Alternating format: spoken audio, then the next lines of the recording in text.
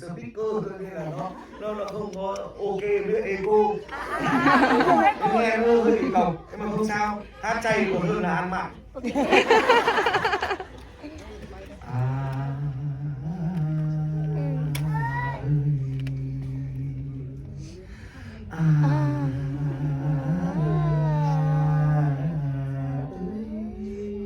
Đừng ai ngủ nhá. Cái có đi đón cơn mưa tối tăm mù mịt, ai đưa có về thăm quan thăm quê, thăm cha thăm mẹ, có về thăm